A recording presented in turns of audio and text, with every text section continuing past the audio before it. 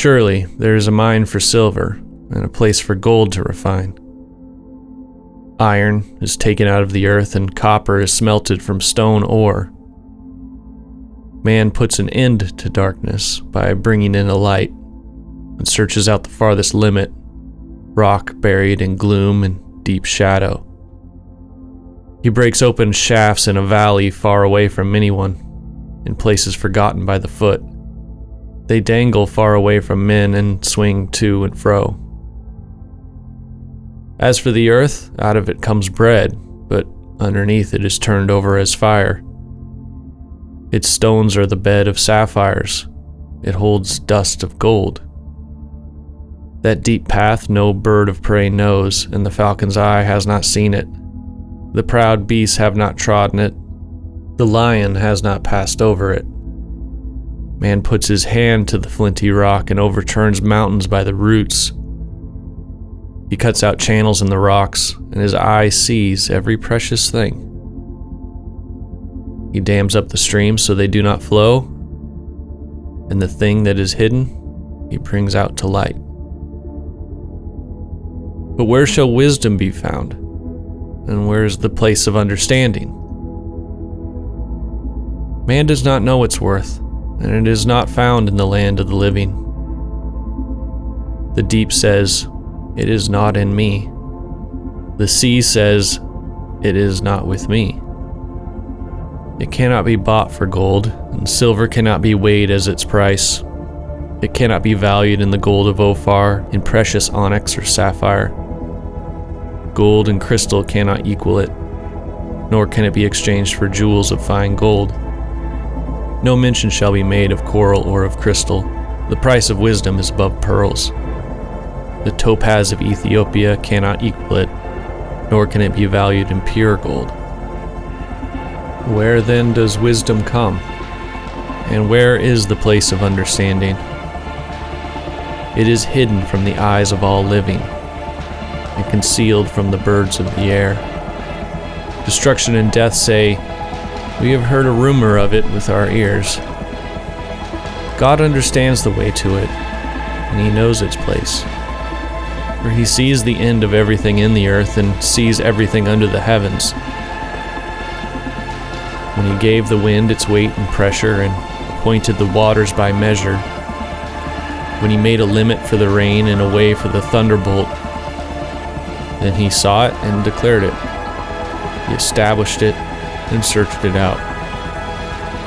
And he said to man, "The awe of God is wisdom, and to depart from evil is understanding."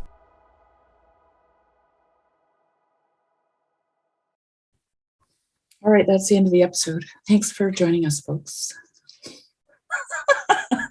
I know, right? Wow. I love that, Jess. It's so beautiful. It's an amazing poem. Like, I get chills every single time. I know, me too. I don't know what to say to it. Like I feel like vain to try to add anything to that. Yeah. I mean, trying to talk about it, you can maybe try to explain things that need to not be explained. But well, one thing I want to say though about your production there is how helpful the images are in understanding the text. Like it's mind-boggling actually how you can just hear or read a text, but then when you hear it with images like that, it's so much more powerful. Like when he talks about carving out the channels in the rocks, and then you see this open pit mine with all these, or the damming up of the streams and finding the precious thing, and all that stuff. It's just so good. Yeah, really brings it closer. I mean, when I read the chapter, I really see the images, and I was trying to find footage that would correspond with what I was seeing, and the footage isn't perfect, Like I wish I could just set aside a year and go out with cameras and people with a team or something and go just film something. But, One day. One day, maybe. Yeah. So,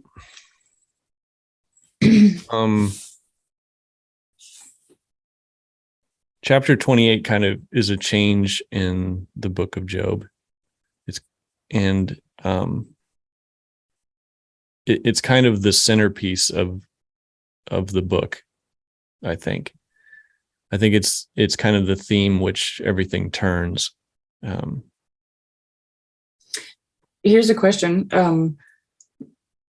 Who's saying this? Is this like the narrator, the writer of the book of Job, or is it Job, or is it God, or, There's, well, like in my translation, it says that Job is saying this. Okay. I guess I could read it. The commentary I have, he says it's not Job. He says it's the narrator. Yeah, feels like that. Yeah, and it obviously is not one of the friends that's saying this, yeah. or someone else. If it's either the narrator or Job.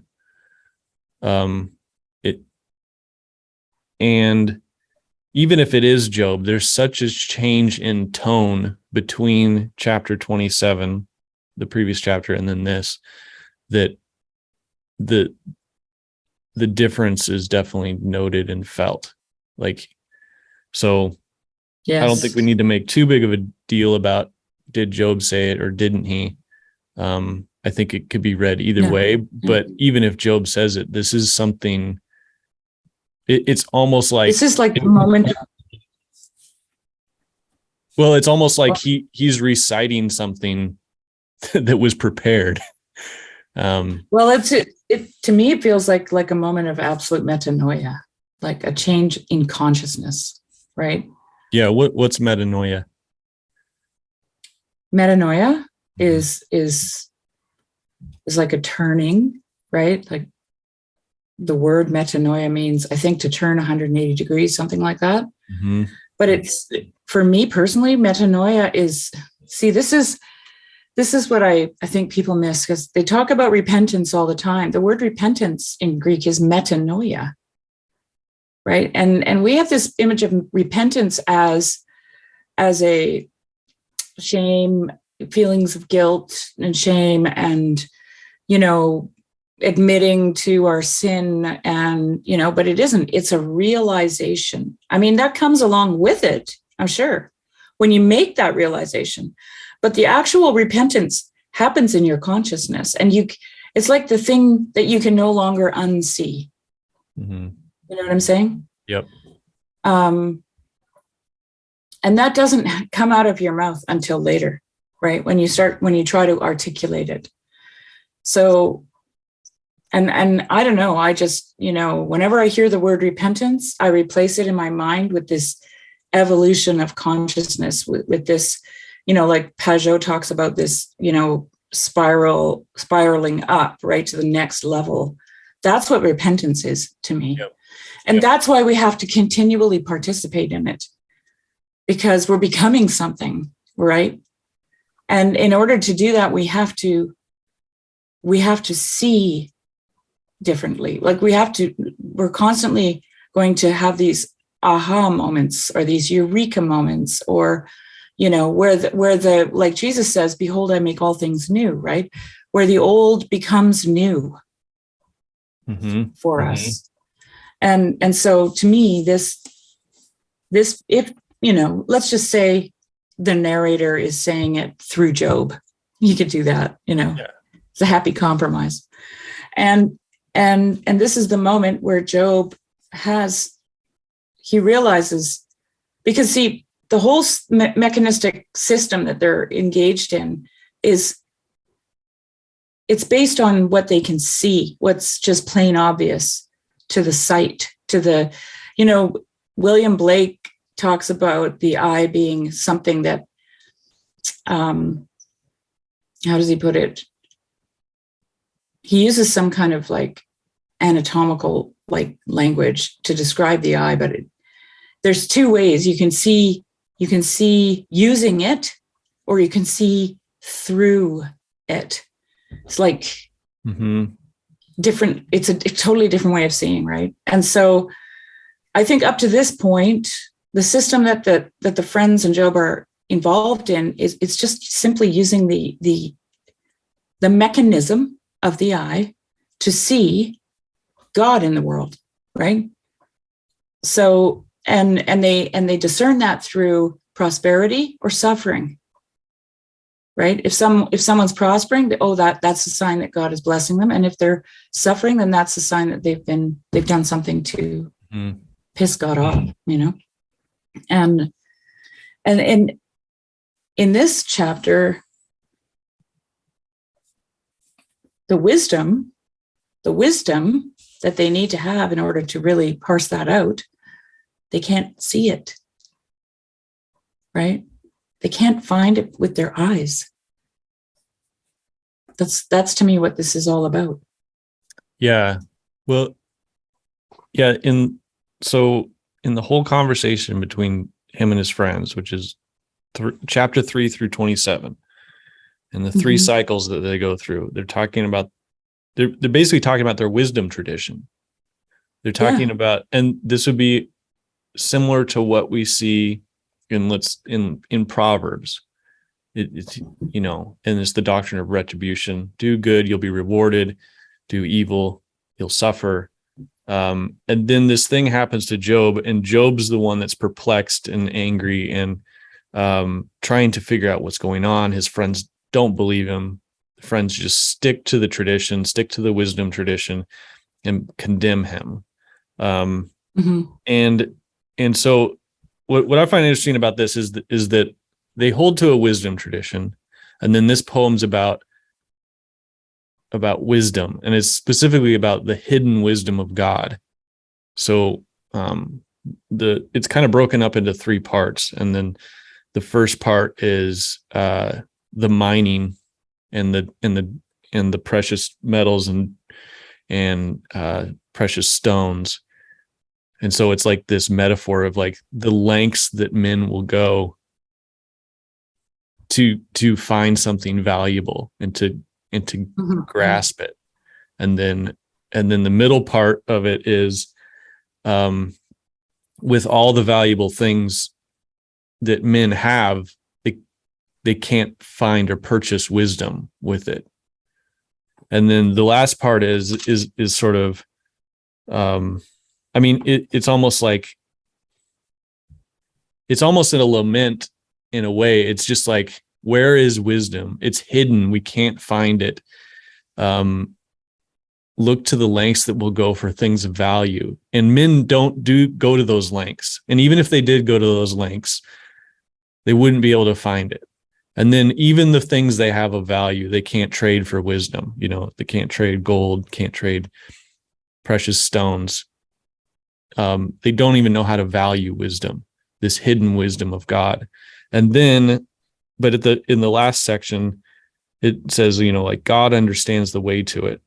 And then it's like God knows. And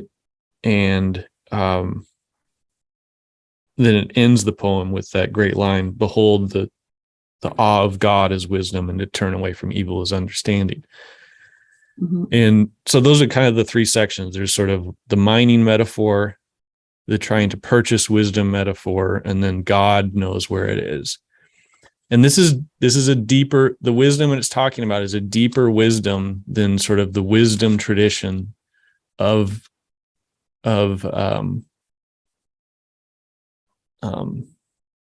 what the friends in Job know. It's like, it's because Job has a problem. Job is a righteous man who suffers. Those things are not supposed to happen within the wisdom tradition. That's not supposed to happen. And so what is the wisdom behind that? What is the secret wisdom of God for him to allow that for this to happen? What is the reasons why God would let that happen? And that's kind of like the hidden wisdom that Job is seeking. And I almost see like Job is the miner. He's the one down in the darkness looking for the precious things, trying to find the those things are valuable. He's down in the depths. I think it's interesting that it talks about the purchasing of, you get all these precious jewels and then you think you can purchase wisdom with them, right? Which is really what that all those conversations that they're having with each other are about. If you just pay the price, right, then you'll get the blessings and everything will go back to normal again. Yep. So there's this transactional idea about how to interact with God, right? That you have to find the thing, right, whatever it is, and bring it and then buy your freedom, right? Buy your prosperity from God. But God says, or Job says, or the narrator says, that's not how it works, right? And it's interesting because it says here, seeing it is hid from the eyes of all living. I think that's interesting because I keep stressing this, that they're only working off of what's obvious to them, what's logical, what's reasonable, right? They can see it. And so therefore, it's the Descartes thing, right? It's that line of reasoning. It's that way of thinking about things. And God's challenging them with, you won't find it and you won't be able to see it, right? And if we go back to the thing where Moses wants to see God, there it is again, right? Show me your glory. And he says, no, you won't. You won't see it, right? Yeah. It's hidden. I don't think that means that it's not, you can't find it, because God leaves us with, or the narrator or Job, that the awe of the Lord and departing from evil, right, is wisdom and understanding. And so it has to be, like, when you think about that statement, the awe of God, there's something let it be-ish about that. Yeah. Because you can't judge it. You're just overwhelmed by it. You're just in awe of it, right? So you're having that experience that happens to you, right? Where your hair stands up and you're covered in goosebumps and all that stuff. Or you pee your pants or whatever, either way, you're having a reaction that you can't control. Fall on your face. Yeah. And so something happens to you that leads to a kind of an understanding. But whatever that is, that first initial moment is, it's let it be unto me, is what it is, right? It just happens. Yeah. I think there's a surrender in it. I guess that's what I'm trying to say. There's some kind of surrender in that. Yeah. Well, it's definitely the feeling you feel small in that situation. Not that you're belittled, but you there's a humbling that takes place in that, where well, we could throw in the word kenosis here too, right? Like, we could say that you are basically emptied of yourself, right? At that moment, when you're in awe of something. I think. Yeah. I think that's right. And yeah, you're out of the mindset that you know what you're seeing necessarily, like you have control. You understand. And it almost reminds me of the beginning of Job, where after all the disaster strikes, it says that Job fell down and worshiped. Yeah. That's that same Impulse. Yeah, where you just collapse and like you can't even control yourself, and there's no control. Overcome. There's no controlling. Yeah.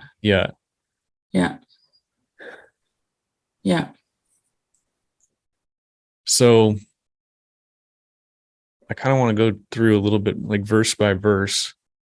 Just because there's some really good stuff here. We'll mine it. We'll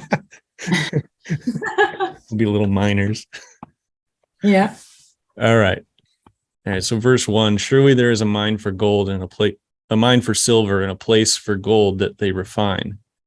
Iron is taken out of the earth and copper is smelted from the ore.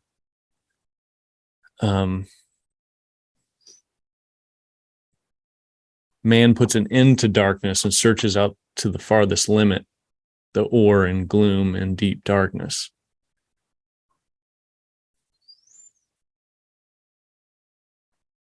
He opens up shafts. Oh, go ahead.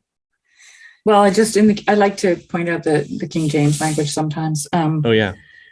Man sets an end to darkness and searches out all perfection, the stones of darkness and the shadow of death. Yeah, there's this interesting metaphor. Well, yeah, it's the great metaphor of there's value down in the darkness, in the depth, in the hard places, and men will go there to find that stuff. There's something valuable there. Man puts an end to the darkness, and it's all hidden. He has to dig a hole into the mountain to be able to find this. And I just think that, like, that's where Job is. Job is in the hole. Yeah. He's been thrust down. And so it's almost like what, when we talked about the glimmers of things that he's seen when he's in the place where he has the vision of he doesn't have a vision, but he's like, I know my Redeemer lives. This idea of a Redeemer, this idea of a what's the word? Not advocate, but a arbiter. He also has that idea of when a tree's chopped down, the sprout, even if the tree dies, there could be a chance that it could sprout again. And he's like, maybe when I die, God could remember me. So these things are coming to him. It's almost like these are the precious things. At least I see those as bright, shiny things that Job is seeing along the way as he's in the pressure. Yeah, like the silver and gold. Yeah. Yeah, totally. Check verse 4. He opens shafts in a valley far away from where anyone lives. This is sort of like the isolation, and the men will go out all alone.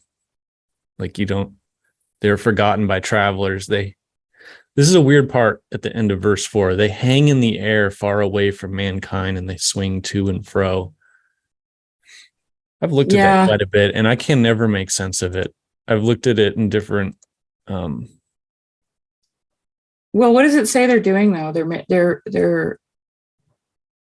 They're breaking shafts into the rock, something like that. Cuts a shaft. So I wonder if they're actually hanging on ropes on a rock face. That's what I have in my head when I. Yeah, that's what I think about too. Is like the shaft is going straight down. And it says, in places forgotten by the foot of man. So it's like not on a path. He's like they're down in a shaft. Yeah, dangling. Sure. And then I'm looking at the Hebrew here, and it says, far from men he dangles, which means to slacken, to be feeble, and sways, to quiver, tremble, waver. I mean, it could have a double meaning too, Yeah, but even that idea of like quivering and trembling, like as it sounds like Sounds Yeah, like but it Job. also sounds like old age. It also sounds like old age, Oh, interesting. Yeah. right? Mm-hmm. Maybe it's multi-layered here. Oh, it's Symbol. definitely multi-layered. There's no one. It's it's got so many layers to it that In the King everyone. James, it says the flood breaks out from the inhabitant, even the waters forgotten of the foot. They are dried up, they are gone away from men. Wow. That's verse 4. It's Yeah, totally different. it is totally different. Mm-hmm.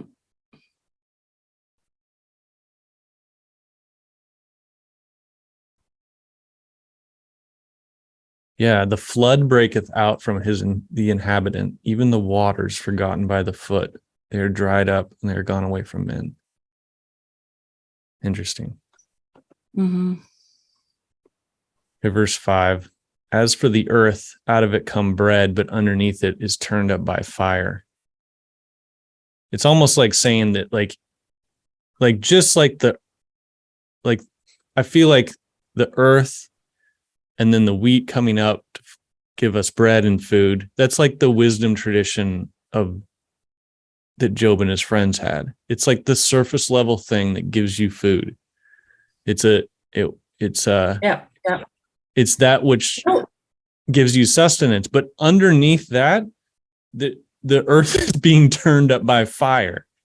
And I use that volcano image because it's the same yes, earth. that was really great. Yeah, no, like I've been doing a deep dive on William Blake, Mm-hmm. and for him, the Book of Job was a description of a psychological process in a sense, right? Like, I mean, everything for him is both micro and macro, cosmic. But I'm just starting to see in this how this could be talking about the earth, right? Like the actual physical earth, Mm-hmm. but it can also be talking about the human being, Mm-hmm. right? Like that verse 4 almost sounds like incontinence to me in old age, Right. right? Right. And so I wonder if there's a play. I would love it if Joseph, if you watch this, can you help me out here? Because I'm getting a little bit of a vibe that this is both and, right? Oh, it definitely is.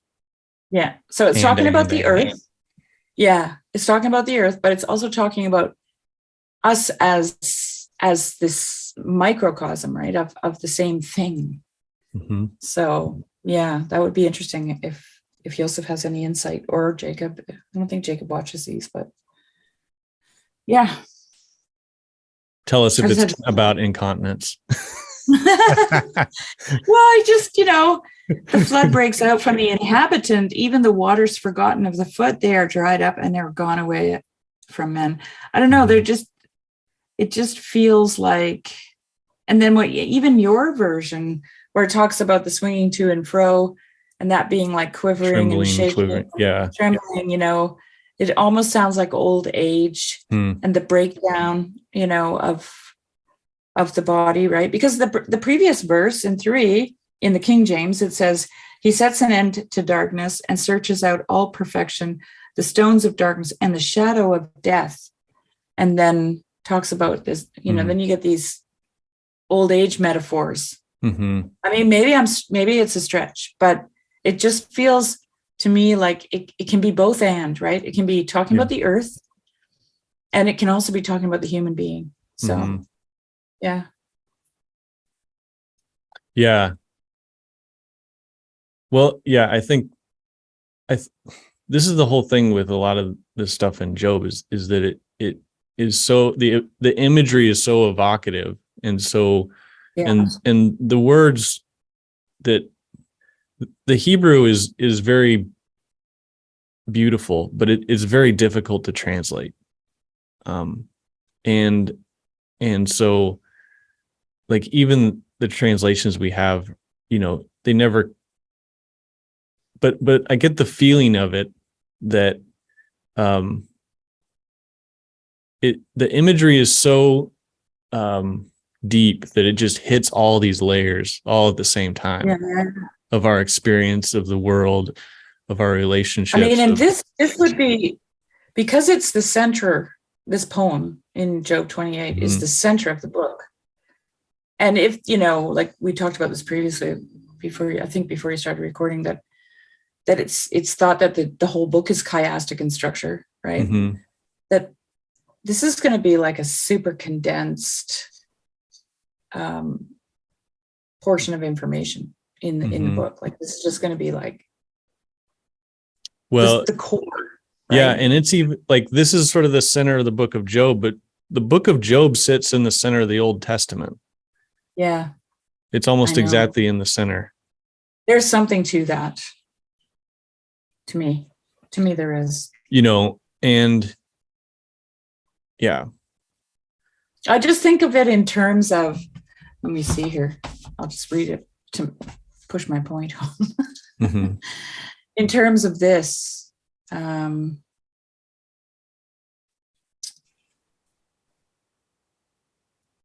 here.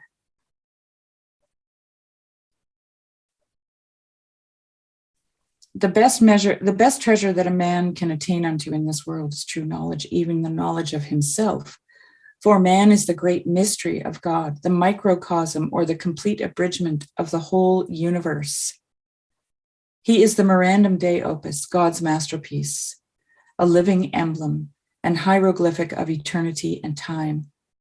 And therefore to know when he is, and what his temporal and eternal being and well-being are, must needs to be that one necessary thing to which all our chief study should aim.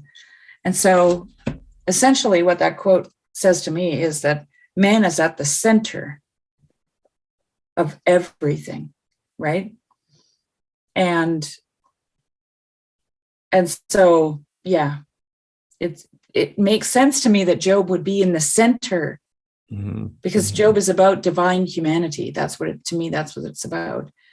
And that this poem in the center would be like the super condensed, compressed information about that. That's kind of remember in was it chapter 26 or 27 when Job says, I will be as gold? Because I think it was Eliphaz says like, turn to God, seek God, and then he will be like gold to you. And then Job's response was like, I will be gold. Right. I will be proven to be gold because I'm right. I'm blameless. And then this poem starts, surely there's a place for gold they refine. Right. And that's it's all refined by fire. It's refined by high heat and the depths, the depths that men will go to get this precious metal. But there's also, so I already talked about how I see like Job is the one going down into the depth and trying to find these things. But there's also a way where Job is the precious thing that is right down in the depths that maybe even God is seeking, that God is refining. That's why I think this is a both and, that this is a both and. This is the earth, this is the journey, this is also within the human being, right? Like, So verse 6 says, its stones are the place of sapphires, and it has dust of gold. It's like, the stones are well, it's just what's common. It's what's makes up most of the mass of the earth. But then with, it's the common exterior, but then within it is dust of gold. Within it is sapphires. So it's pointing to, like, there's a way in which humanity, there's there's a way in which just people are people, and people are common, and people have an exterior that, is not noticeable. Banal. Yeah, just plain. And but that's the place of sapphires. It has dust of gold. This is like, we're made in the image of God. Yeah. Yep. We talk about it in terms of diamonds in the rough, Right. kind of thing. We do that It's with Aladdin. people. A diamond in the rough.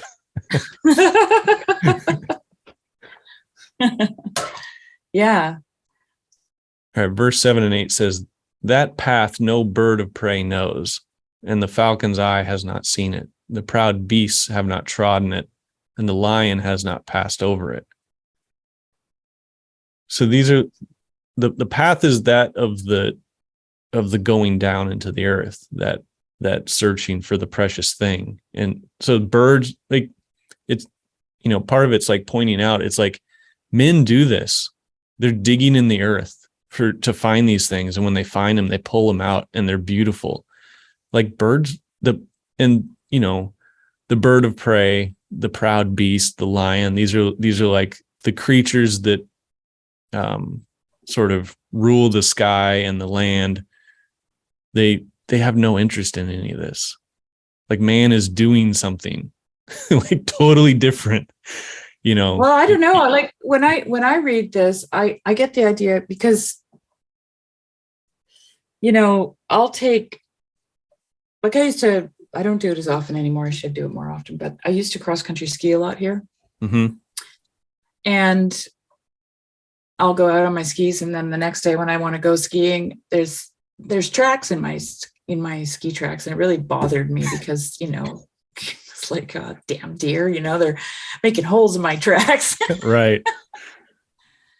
But they find the path. They find it because, and then I actually had a cougar follow me once when I was cross country skiing, right? And my husband went back and said his tracks were in my tracks. Oh man. But then I talked to a guy who hunts cougar, and he said, well, they'll do that because it's easier to walk on top of, right? Because the snow's compacted.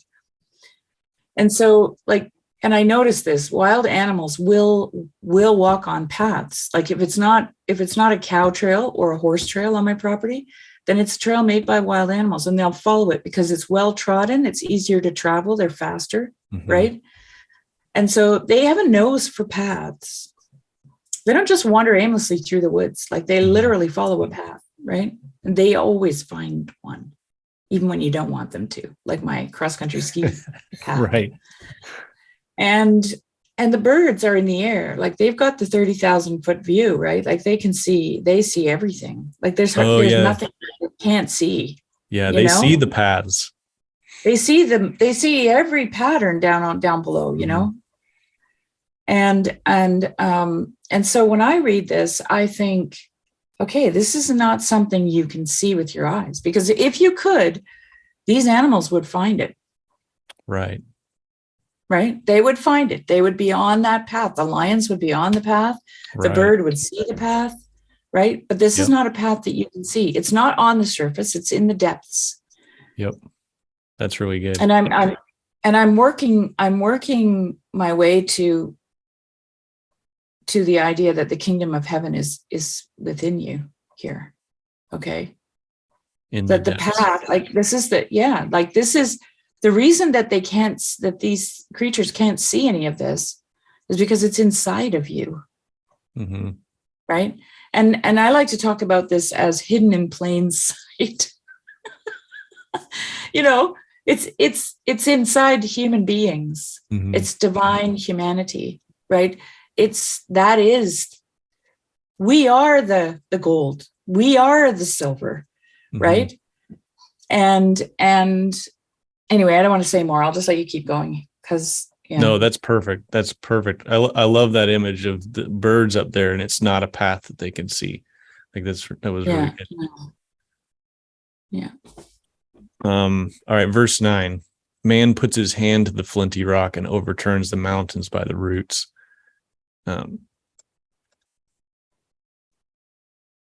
like, I don't know. There's something just like, especially with those mining images I used in the video, Yeah. of just those giant pit mines and the amount of rock that They move. right. And I don't know, like it says something about The tenacity. yeah, just the tenacity. That's exactly right. Just like, I know. and it's also pointing at something, that's kind of hidden in plain sight. It is like there's something inside of man that's driving him. Yeah. To do those kind of things, to cut the shaft and to dig the pits and to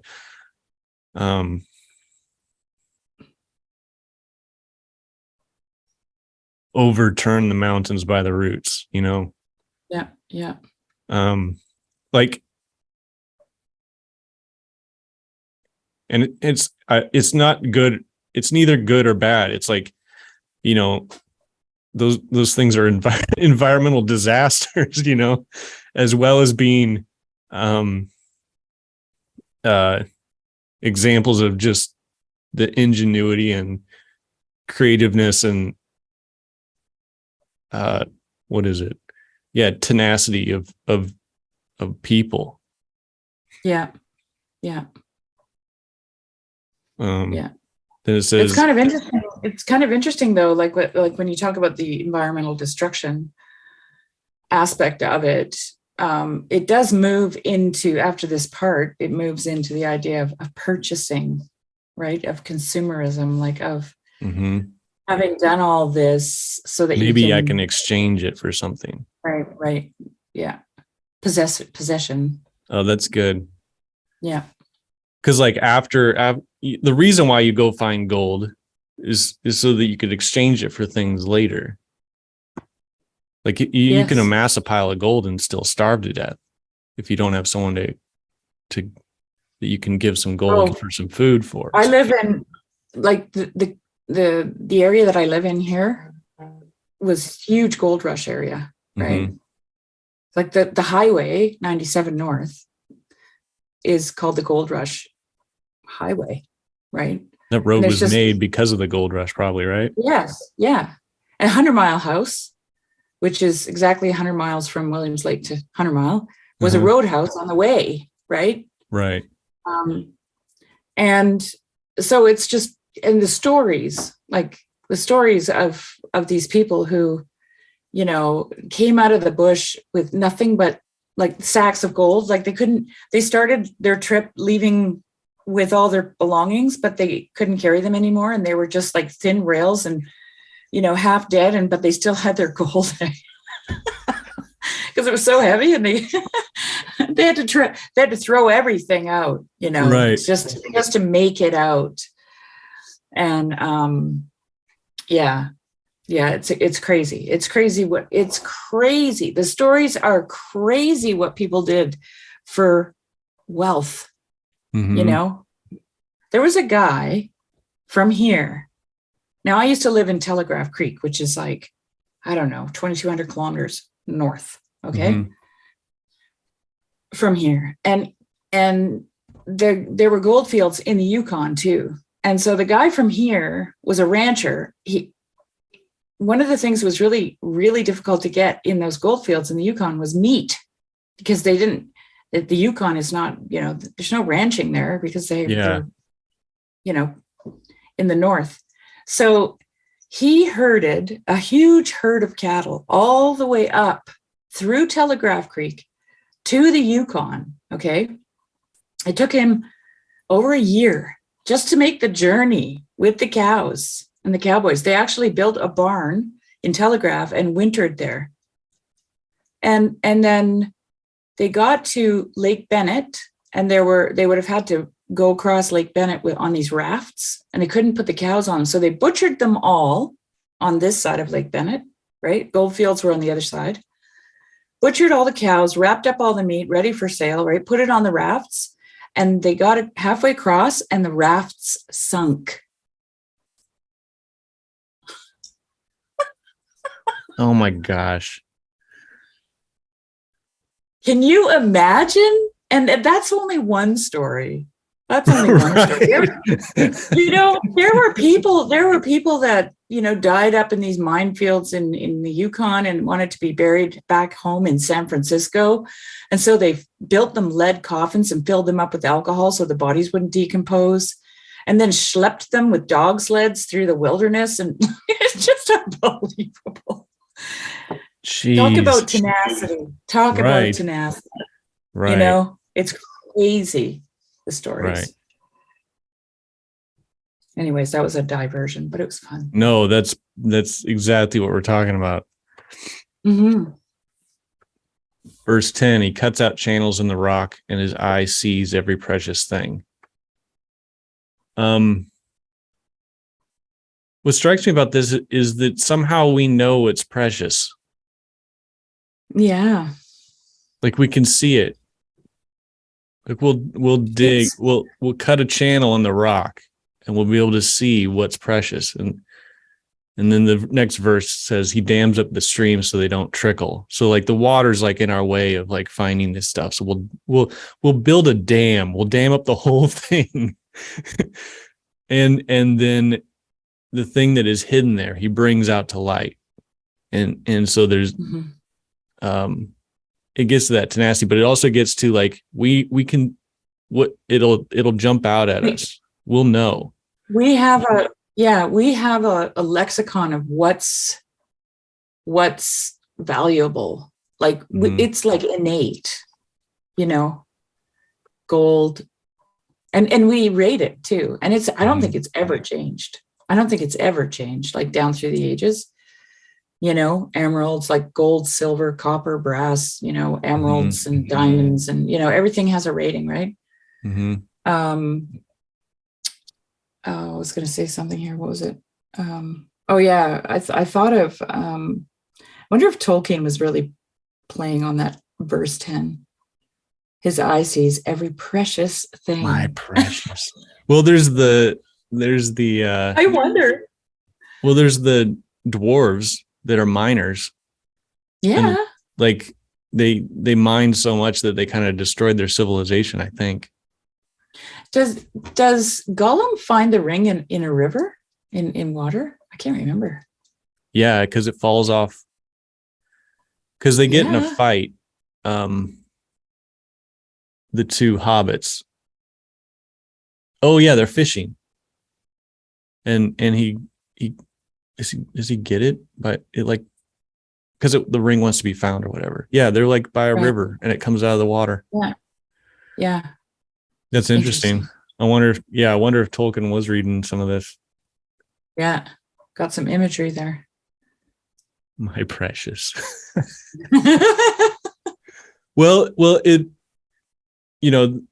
this is another one of those both and things. It's like, it's not, you can read it in the good light of this is valuable and worthwhile. And it's also like, this is also men will do anything to do this, and they'll kill each other. Yeah, the possession, right? Yeah. I also thought about, just want to point that out there, when it talks about turning over the mountains by the roots. Mm-hmm. It reminded me of when Jesus said, if you had the faith of a mustard seed, you could move a mountain. Right.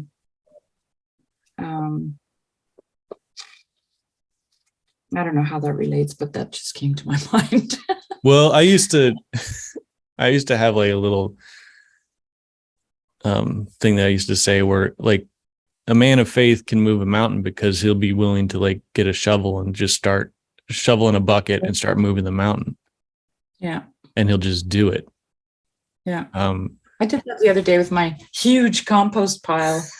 I shoveled it, little by little. When you get started, when you first start, you're like, oh, man, that's going to take forever. And then when you're, 4 manure spreaders later, I'm done. I moved a mountain. Yeah, I was watching this thing about this team of 4 women. They rowed across the Atlantic. There was like a Atlantic Challenge where these people row these boats across the Atlantic. It's like teams of like, just a few people, but they have like a special made boat that has like cabins on the end and it can't flip over or whatever. But there's no motors on it. They're just out there rowing, and they row in shifts. They do 2 hours rowing, 2 hours resting and taking care of themselves. And one thing she said that was really interesting was that she was like, people ask me if I ever got bored. She's like, I never got bored. It was never boring. No, because you're doing something. You have to be focused on your whole body, right? Yeah. Well, but it was almost like,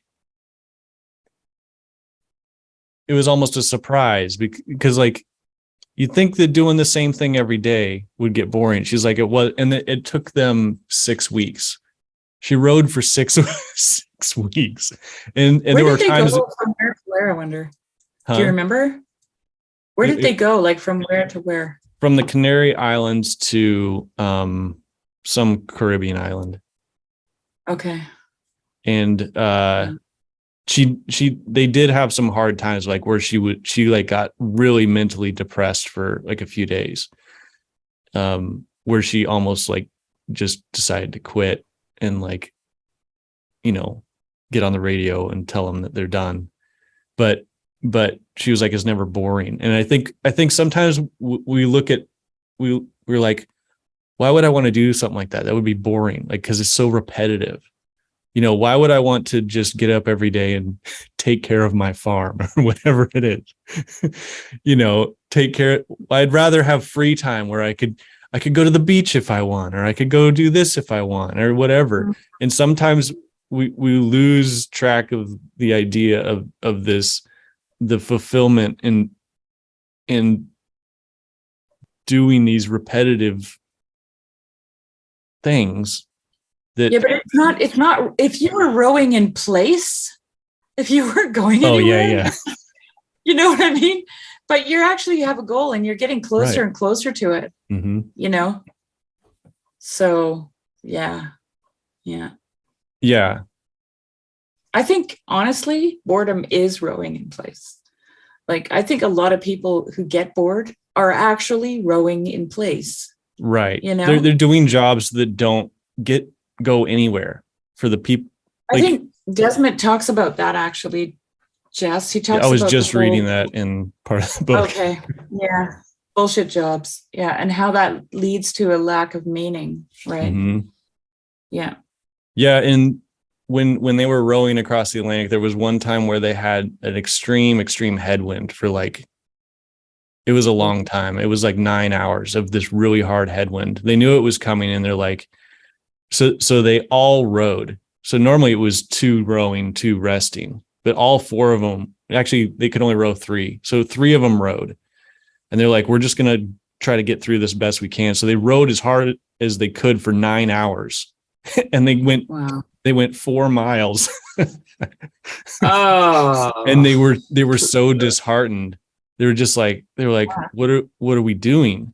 And then I didn't know if they saw like after the race was done or not, but other teams that didn't row so hard, they got pushed back 10 miles.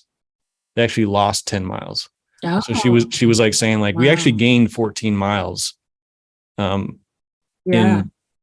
that. We didn't lose any miles. And so she's like, I always remind myself that when I had like a day that like I'm trying to do stuff and it seems like I'm getting a headwind or whatever.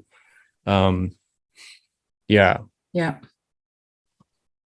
Okay, you see how this all, you actually just in that examples, just you see how that applies both on the actual, the actual doing of the thing, right? Being in the boat, rowing the boat and all that stuff.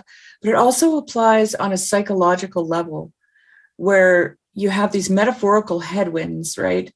And you have this metaphorical feeling like you're just rowing in place and you're not going anywhere, you're not getting anywhere, Yeah.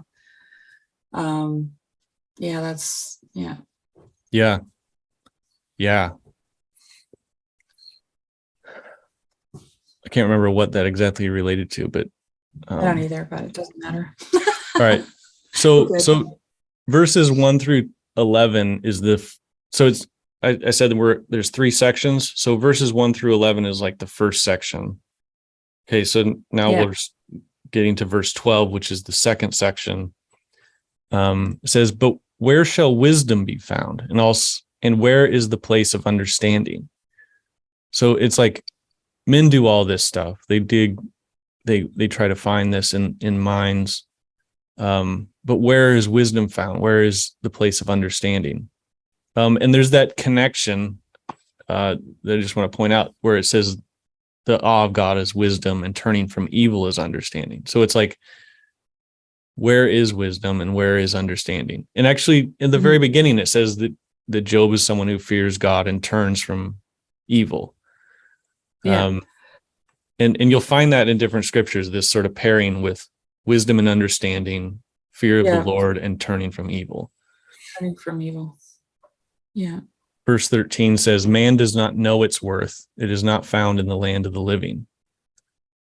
Don't you think that's a huge clue?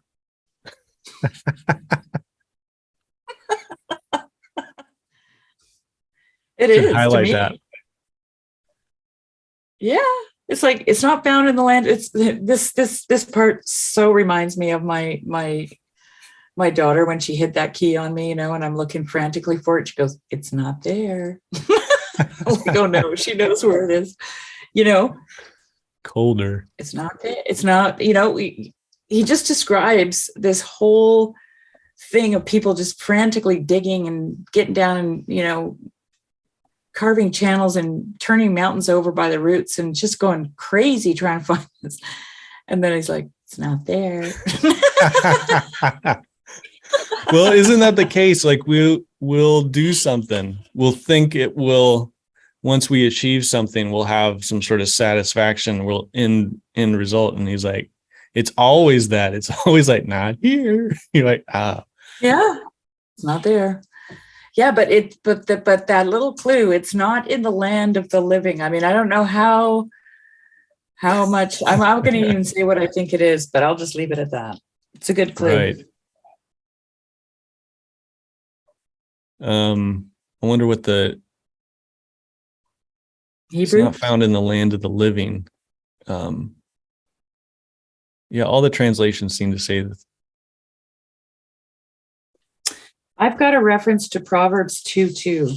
I don't know what that says. I'm going to look it up really quick. Proverbs 2:2. It's same. Incline your ear unto wisdom and apply your heart to understanding. That's all it says there. Okay. Well, this gets to the point where Job and his friends have this wisdom tradition. And the question is, where is wisdom found? And it's not in the wisdom tradition. Mm-hmm. Specifically the why do the righteous suffer? The wisdom behind that question. Why do the righteous suffer? Why do the wicked prosper? The answer to that, the wisdom of God, the hidden wisdom, is not found among the living. And so it's almost like as Job and his friends, their conversation has come to a conclusion. It's almost just pointing out, it says, see, like, just like you said, it's not there. Like him and his friends were just going through like all this stuff. And it's like, it's not there. Know. Yeah. The deep says, it's terrifying. The deep says, it is not in me. The sea says, it is not with me. It cannot be bought for gold, and silver cannot be weighed as its price. It cannot be valued in the gold of Ophir and precious onyx or sapphire. Gold and glass cannot equal it, nor can it be exchanged for jewels of fine gold. No mention shall be made of coral or crystal. The price of wisdom is above pearls. The topaz of Ethiopia cannot equal it, nor can it be valued in pure gold. And so it's just like, man, he just goes to great lengths to saying like all these different precious things you can't exchange for it.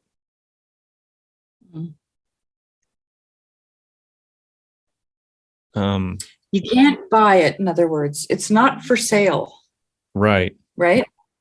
So like, I don't know if you've ever wanted something really badly and then you found out it's not for sale. It's a terrible feeling. Like, how am I going to get it? Right. This is really about this desire to have, right? It's the, what Vervaeke would call the having mode, right? Over the being mode, because, you know, in the end, it's the awe of God and the departing from evil. That's a being mode. That's not a having mode. Right. So like this section here is like, you can't have it. You can't find it. It's not there. It's not there. And you can't buy it. It's not for sale. It's not, you can't possess it. It's not for sale. It. And I mean, you tell somebody who really wants something that hopefully they seek until they can attain it. Right. Because like this, we talk about this a lot, like, you know, the whole idea of grasping and possessing and consuming it. The way I think about these things is God made us this way, right? And like you said in the very beginning of the thing, this is the tenacity of humanity, right? This is what they do. Like they don't give up. They want to have it, right? Yep. I want to have it. And God's counting on that, right? Like when Jesus says, if you seek, you will find. It to me, it relates directly to this. You know, it's just that we get caught up in the having, right? And this is the wisdom hidden in plain sight. This is the kingdom of God within you. It's in your being. It's not in your having, right? It's in your being. Yeah, that's good. I like that. Yeah.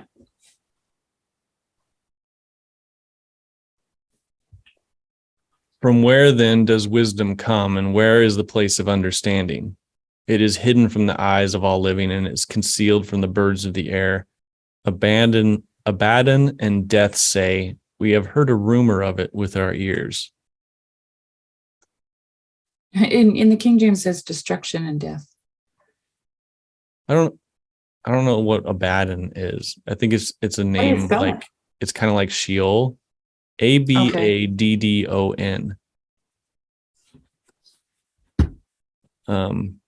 It's the Hebrew word is similar. Like it's the place of destruction or ruin. Yeah, okay. So the King James has got it right. Destruction and death. Right.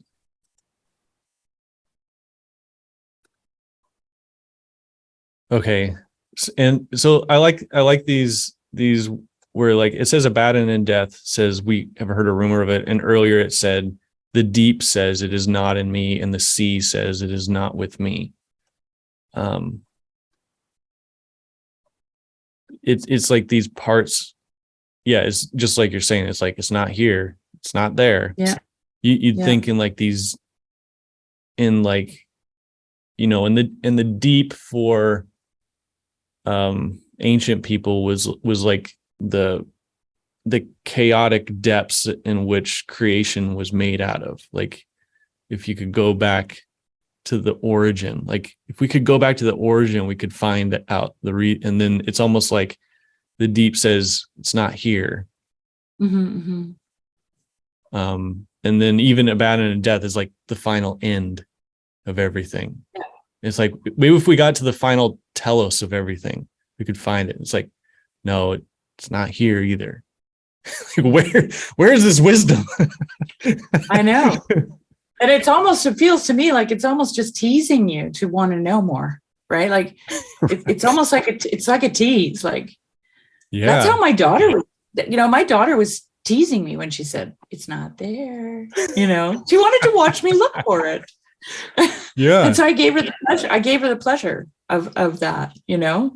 You think that's what God does? He wants to watch us look for it. Well, I don't think in a mean way, because I think it's the becoming aspect of our divine humanity, right? Of becoming, like Job said, gold, and there's no way for that to happen unless you're tenacious enough to do it. And that's why Jesus said, if you seek, you will find. If you what? Seek. Like, and Peterson talked about the seeking mode as having one foot in chaos and one foot in order. And that is actually where you experience the most meaning in your life. So not only is it optimal for life, right? But it also, well, I won't say that, what the other thing, but yeah, it's an optimal way to live. Right. Period. Right.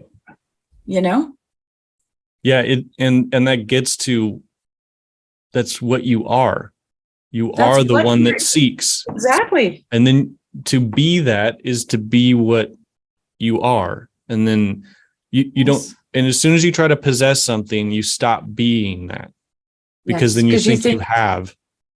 Exactly. And that's exactly what Job's friends do. They think they have. Yep. Job is seeking. He's like tenacious. Right. Job is so tenacious. Yeah. He's looking everywhere. He's overturning mountains to try to find what he's looking for, and he's not satisfied with anything else. No. Yeah. Yeah. So that's the second section.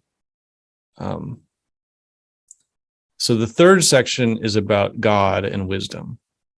And it's verses 23 through 28. And it says, God understands the way to it, and he knows its place.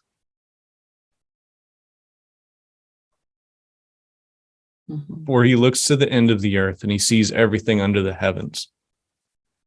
When he gave the wind, well, let's talk about that.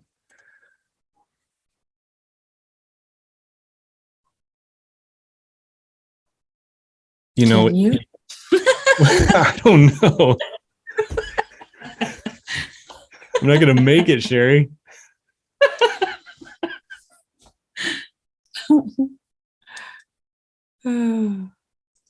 It's like,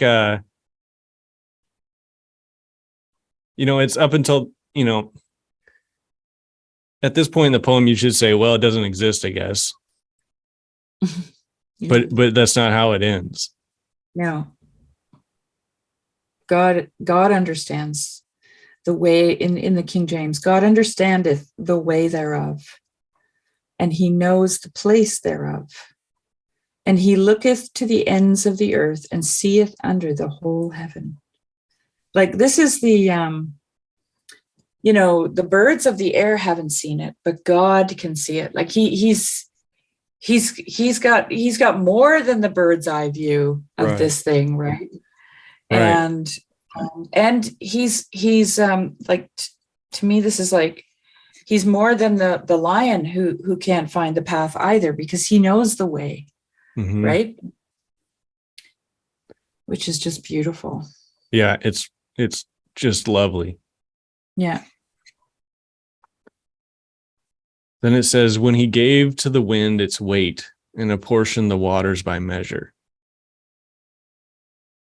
Like, I was trying to think about this. I was like, what is, because it's almost like it's trying to say that God knows the quantity of the things that are beyond quantity. Like, how much water is in the ocean? Well, God measured it out. Like, I mean, this is a perfect title for a poem, The Weight of the Wind. Like, right. How much does the wind weigh? Yeah, what's the wind weigh? What's the pressure of the wind? I know. Like, that's just like, yeah. So then it says, when he made a decree for the rain and a way for the lightning of the thunder. I don't quite know what he means by a decree for the rain, but the way for the lightning and the thunder, because there's there's a pattern to lightning. You can recognize a lightning bolt. It's got a shape to it, but it's entirely unpredictable. It's entire you know. It's one of those. It's one of those chaotic things that is not chaotic. That Desmond talks about in the book, right? Like there's an actual pattern to it, but we don't see it because it looks chaotic to us. And that's kind of, God knows that, right? Like he knows that way, right? That pattern that is ordered by him, the reason for that, right? Yeah. Yeah. And when I was going through the book of Job in this Bible study, I had a friend who have talked to you about this before, but the idea that God would be chaotic frightened him. He didn't like it. He's like, God's not chaotic. And, but this, there's a difference between, even in the book you're talking about, there's a difference between random and chaotic. Random just means like it's arbitrary. There's no purpose. There's no reason. Chaotic follows a pattern, but the pattern's not predictable. Yeah. It follows, it could, the example is there's things that follow like natural laws, but because there's so many elements to it that it's entirely unpredictable, like the weather. I mean, we're talking about the weather, for crying out loud, the decree for the rain and the way of the lightning. Like lightning follows a pattern. Like scientists will even say, like, they're like a certain charge builds up between the clouds and a certain charge builds up on the earth because of the wind shear and the way the things are moving. And then eventually there's enough charge where a path will be found so that the electricity can be dispersed once it reaches a critical state or whatever. And you can explain all that. It doesn't mean you can predict any of it. No, you can't. That's what I was thinking. You can explain the whole phenomenon, but you can't predict where the lightning's going to hit. Right. And so or when. Right. And then it's saying here, it's like God knows that path. He saw the way for the lightning, and it's so fast too. Like it's he knows it, like he understands it. And it even says he made the decree for the rain and a way he made the way. Yeah.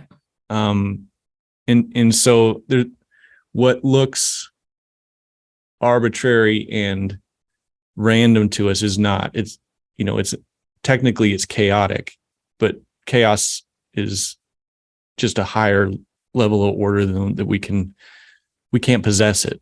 We can't. Right. And there's this thought comes to my mind is this idea of wisdom not being obvious to the eye, right? Again, so you have this, what seems to be chaos, people hate chaos because it makes them crazy, right? It literally does. Feel out of control. I mean, I remember Peterson saying, if you lived in chaos all the time, you'd just be insane.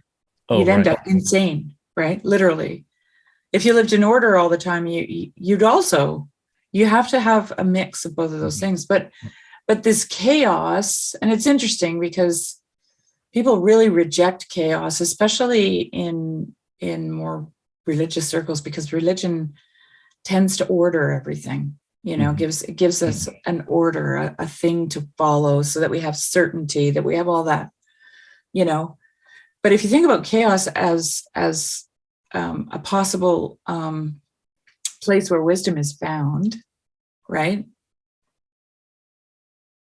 It's not the thing you can see, right? It's the pattern that emerges from the chaos itself, and it's usually very beautiful patterns. Like they have seen these chaotic patterns that form, right? And then, of course, you've got the whole chaos in the very beginning of scripture, right? Where it's out of chaos that the world is ordered and created, right? Mm-hmm. Yep. And the chaos is, I remember growing up thinking, oh, that was bad. Right. But like the Chinese farmer now, I'm like, well, that maybe.